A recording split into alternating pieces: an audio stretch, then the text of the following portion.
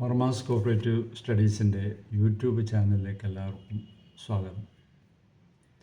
ഇന്നത്തെ ഈ ക്ലാസ് ഒരു പ്രത്യേക വീഡിയോ ആണ് തയ്യാറാക്കിയിരിക്കുന്നത്. അതായത് നമ്മുടെ എക്സാമിനേഷൻ ബോർഡിൻ്റെ പരീക്ഷകൾക്ക് മാറ്റം വന്നിരിക്കുന്നു. അതിൻ്റെ ചോദ്യത്തിൻ്റെ ഘടനയിൽ അതുപോലെ മാർക്കിൻ്റെ ഘടനയിലൊക്കെ വ്യത്യാസം വരുത്തിക്കൊണ്ട് ഉള്ള വിജ്ഞാപനമാണ് പുതുതായിട്ട് വന്നിരിക്കുന്നത്. ഈ വിജ്ഞാപനം അനുസരിച്ച് അപേക്ഷിക്കാനുള്ള അവസാന തീയതി ഏപ്രിൽ 30. അപ്പോൾ ഈ സിലബസിൽ വന്നിരിക്കുന്ന കാതലായ മാറ്റങ്ങൾ എന്തെല്ലാമാണ് എന്ന് നമുക്ക് ഒന്ന് പരിശോധിക്കാം. നിലവിൽ നിങ്ങൾക്കറിയാം, ഒരു ജൂനിയർ ക്ലർക്ക് പരീക്ഷയ്ക്ക്, ജൂനിയർ ക്ലർക്ക് അല്ലെങ്കിൽ കാഷ്യർ പോസ്റ്റിലോട്ടുള്ള എക്സാമിനേഷൻ ബോർഡിൻ്റെ പരീക്ഷകൾക്കെല്ലാം തന്നെ ഇതുവരെ 7 സബ്ജക്റ്റുകൾക്കും 160 ചോദ്യങ്ങളായി.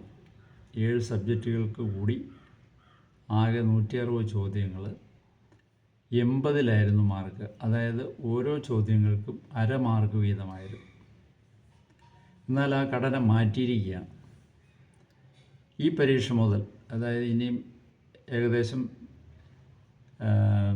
ജൂൺ മാസത്തിൽ നടക്കാൻ പോകുന്ന പരീക്ഷ മുതൽ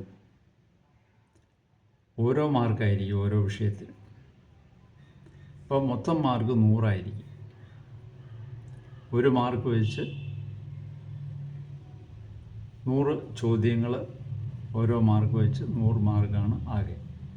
അപ്പോൾ ഇതിൻ്റെ ക്വാളിഫിക്കേഷൻ എന്തെല്ലാമാണ്? ജൂനിയർ ക്ലർക്ക് അല്ലെങ്കിൽ കാഷ്യർ പോസ്റ്റിലോട്ട് അപ്ലൈ ചെയ്യാൻ SSLC അല്ലെങ്കിൽ തത്തുല്യമായ പരീക്ഷ പാസ്സായിരിക്കണം.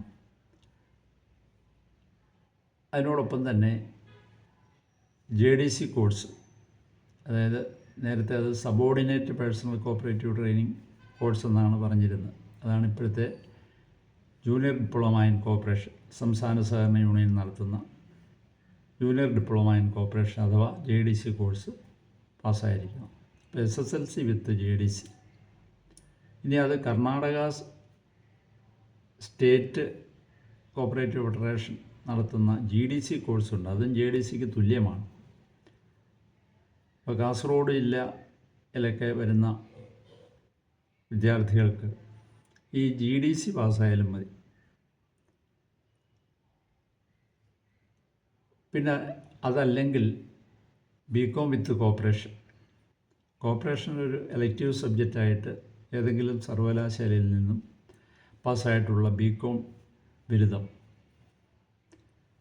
അതുമല്ലെങ്കിൽ any degree from any university, ഏതെങ്കിലും ഒരു അംഗീകൃത സർവകലാശാലയിൽ നിന്നും ഉള്ള ഏതെങ്കിലും ഒരു ഡിഗ്രി. അതിനോടൊപ്പം തന്നെ HDC അല്ലെങ്കിൽ HDC ആൻഡ് BM, സംസ്ഥാന സഹകരണ യൂണിയൻ്റെ HDC കോഴ്സോ അല്ലെങ്കിൽ ഇപ്പോൾ നടത്തി വരുന്ന HDC ആൻഡ് BM കോഴ്സോ പാസ്സായിരിക്കണം. അതുമല്ലെങ്കിൽ ഈ ഡിഗ്രിയോടൊപ്പം തന്നെ HDCM, അതായത് higher diploma in cooperative management, NCCT നടത്തുന്ന കോഴ്സാണ്. National council for cooperative training നടത്തുന്ന HDCM. അതുമല്ലെങ്കിൽ സംസ്ഥാന സഹകരണ യൂണിയൻ്റെ JDC കോഴ്സ്. അപ്പോൾ ഡിഗ്രിയോടുകൂടി HDC or HDC and BM, അല്ലെങ്കിൽ HDCM അല്ലെങ്കിൽ JDC. ഇതുമല്ലെങ്കിൽ കേരള അഗ്രികൾച്ചറൽ യൂണിവേഴ്സിറ്റി നടത്തിവരുന്ന കോപ്പറേഷൻ ആൻഡ് ബാങ്കിങ്, BSc കോഴ്സാണ്. BSc കോപ്പറേഷൻ ആൻഡ് ബാങ്കിങ് എന്ന് പറയുന്ന അഗ്രികൾച്ചറൽ യൂണിവേഴ്സിറ്റിയുടെ, കേരള അഗ്രികൾച്ചറൽ യൂണിവേഴ്സിറ്റിയുടെ ആ കോഴ്സ് പാസ്സായാലും മതി. ഇതെല്ലാമാണ് ഈ ജൂനിയർ ക്ലർക്ക് കാഷ്യർ തസ്തികയിലേക്കുള്ള ക്വാളിഫിക്കേഷൻ. ഇതെല്ലാം വിജ്ഞാപനത്തിൽ വിശദമായിട്ട് പറയുന്നുണ്ട്.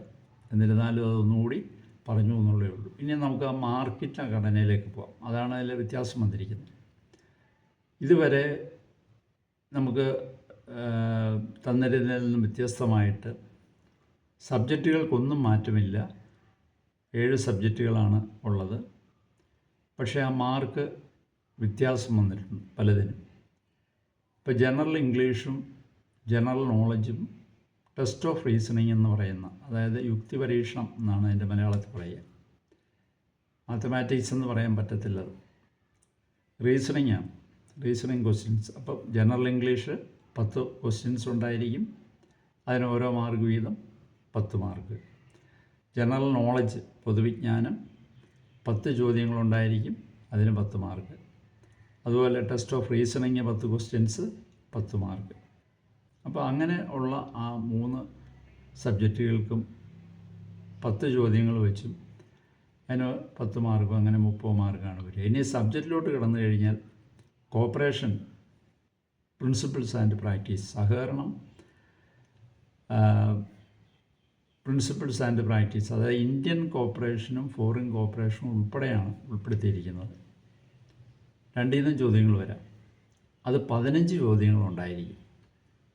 കോപ്പറേഷനിൽ നിന്നും 15 ചോദ്യങ്ങളുണ്ടായിരിക്കും, അതിന് 15 മാർക്കാണ്, ഓരോ മാർക്ക് വീതം. അതുപോലെ കോപ്പറേറ്റീവ് ലോയെ, സഹകരണ നിയമം, ആക്ട് ആൻഡ് റൂൾസ്, അതും 15 ക്വസ്റ്റ്യൻസാണുള്ളത്, 15 മാർക്ക്. എന്നാൽ ബാങ്കിങ്ങിനും അക്കൗണ്ടൻസിക്കും കൂടിയ മാർക്കാണ് കൊടുത്തിരിക്കുന്നത്. 20 ചോദ്യങ്ങളും അതിന് ഓരോ മാർക്ക് വെച്ച് 20 മാർക്ക് വീതമാണ്. ബാങ്കിങ്ങിന് 20 ക്വസ്റ്റ്യൻസ് 20 മാർക്ക്. അതുപോലെ അക്കൗണ്ടൻസിക്കും 20 ക്വസ്റ്റ്യൻസ് ഉണ്ടാവും, 20 മാർക്കും ഉണ്ടാവും. അങ്ങനെ ആകെ 100 ചോദ്യങ്ങൾ ഓരോ മാർക്ക് വെച്ച് 100 മാർക്കാണ് ഈ പുതിയ രീതിയിൽ ഇനിയും വരുന്ന, ഇപ്പോൾ നടക്കാൻ പോകുന്ന പരീക്ഷ മുതൽ എക്സാമിനേഷൻ ബോർഡിൻ്റെ പരീക്ഷ നടത്തുക. ഇത് ചോദ്യങ്ങൾ നിലവിലുള്ള പോലെ തന്നെ ഇംഗ്ലീഷിലും മലയാളത്തിലും ഉണ്ടായിരിക്കും. നെഗറ്റീവ് മാർക്ക് ഇല്ല, അതും നിലവിലെ രീതി തന്നെ. നെഗറ്റീവ് മാർക്ക് ഉണ്ടാകുമോ എന്നൊക്കെ പലർക്കും സംശയമുണ്ട്. അതില്ല, നെഗറ്റീവ് മാർക്കില്ല. അപ്പോൾ അത് പ്രത്യേകം ശ്രദ്ധിക്കുക. അതനുസരിച്ച് നിങ്ങൾ ഈ സമയം ക്രമീകരിച്ചുകൊണ്ട് ഈ ചോദ്യങ്ങൾ എഴുതി പൂർത്തിയാക്കണം. അതുപോലെ ഈ എക്സാമിനേഷൻ ബോർഡിൻ്റെ തന്നെ assistant secretary, manager, chief accountant, chief cashier, അല്ലെങ്കിൽ അർബൻ ബാങ്കുകളിലെ ഡെപ്യൂട്ടി ജനറൽ മാനേജർ പോസ്റ്റുകളിലേക്ക് അതും ഇതുപോലെ മാർക്കുകൾ ഓരോ മാർക്കിൻ്റെ ചോദ്യങ്ങളാക്കിയിട്ടുണ്ട്. 100 മാർക്ക്, 100 മാർക്കിൻ്റെ 100 ചോദ്യങ്ങളാണ്. അത് നേരത്തെ അരമാർക്ക് വെച്ചായിരുന്നു, അത് മാറ്റിയിട്ടുണ്ട്. അതിൻ്റെ ക്വാളിഫിക്കേഷൻ വ്യത്യാസമുണ്ട്. ക്ലർക്കിൻ്റെ ക്വാളിഫിക്കേഷൻ പോലല്ല. അതായത് ഏതെങ്കിലും സർവകലാശാലയിൽ നിന്നും 50% മാർക്ക്, എല്ലാ സബ്ജക്റ്റുകൾക്കും കൂടെ 50% മാർക്ക് കുറയാതെ ഉള്ള ഒരു ഡിഗ്രി. അതിനോടൊപ്പം തന്നെ HDC അല്ലെങ്കിൽ HDC ആൻഡ് BM കോഴ്സ്, അതുമല്ലെങ്കിൽ HDCM, NCCTയുടെ HDCM, അതുമല്ലെങ്കിൽ subordinate personal cooperative training course അല്ലെങ്കിൽ JDC, അതുമല്ലെങ്കിൽ കേരള അഗ്രികൾച്ചറൽ യൂണിവേഴ്സിറ്റിയുടെ BSc അല്ലെങ്കിൽ MSc കോപ്പറേഷൻ ആൻഡ് ബാങ്കിങ് പാസ്സായിരിക്കണം.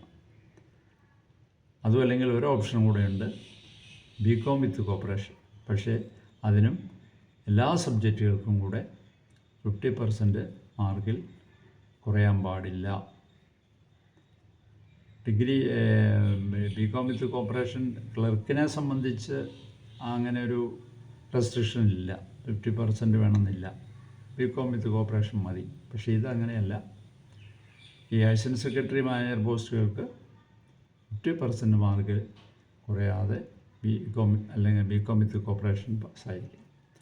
പിന്നെ സബ്ജക്റ്റുകൾ, ക്ലർക്കിന് 7 സബ്ജക്റ്റുകളാണ് ഉണ്ടായിരുന്നതെങ്കിൽ ഇവിടെ 8 സബ്ജക്റ്റുകളാണ്.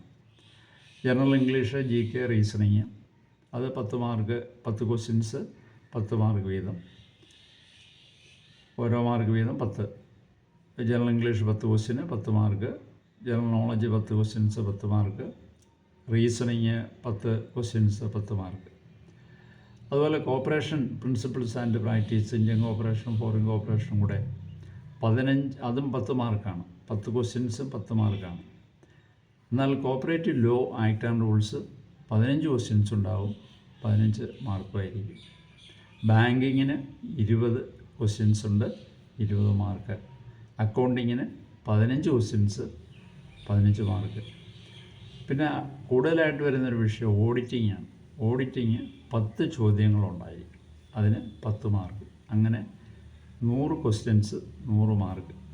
പക്ഷേ ഇതിൻ്റെ ക്വസ്റ്റ്യൻസ് മലയാളത്തിലുണ്ടായിരിക്കത്തില്ല, ഇംഗ്ലീഷിൽ മാത്രമായിരിക്കും.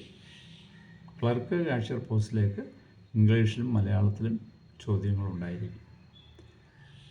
അപ്പോൾ ഇതിന് നെഗറ്റീവ് മാർക്കൊന്നുമില്ല, അസിസ്റ്റൻറ്റ് സെക്രട്ടറി പോസ്റ്റിലോട്ടൊന്നും. അപ്പോൾ ഇതാണ് പുതിയ ഘടന, മാർക്കിൻ്റെ ഘടന പുതിയ സിലബസ് അനുസരിച്ച് വന്നിരിക്കുന്നത്. അപ്പോൾ അതനുസരിച്ചായിരിക്കും ഇനിയുള്ള പരീക്ഷകൾ നടക്കുക. അപ്പോൾ അത് എല്ലാവർക്കും അതിൻ്റെ ആ ചോദ്യങ്ങൾ എത്രയുണ്ടെന്നും അതിൻ്റെ മാർക്കിൻ്റെ ഘടനയും മനസ്സിലായെന്ന് വിചാരിക്കുന്നു. അതുപോലെ പരീക്ഷയുടെ സമയത്തിലും മാറ്റമുണ്ട്.